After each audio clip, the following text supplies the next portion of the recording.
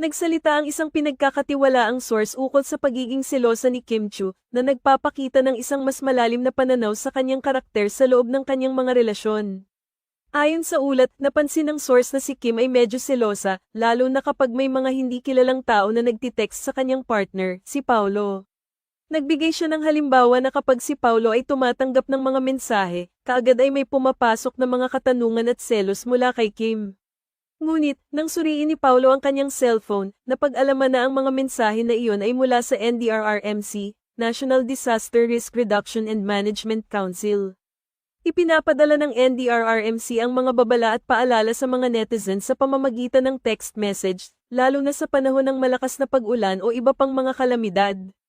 Ang mga mensahe ay naglalaman ng mga mahahalagang impormasyon at babala na dapat malaman ng lahat, kaya't natural lang na madalas ito na ipapadala sa mga cellphone.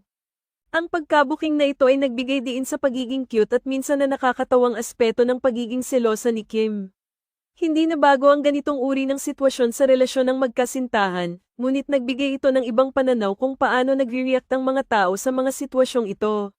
Bagaman hindi may kakaila na may pagkaselosa si Kim, tila ang kanyang reaksyon ay may halong humor at pagkaalam na hindi lahat ng mensahe ay may malasakit sa relasyon. Sa kabila ng pagiging selosa, inamin ni Kim na siya ay nag-mature na sa mga nakaraang taon.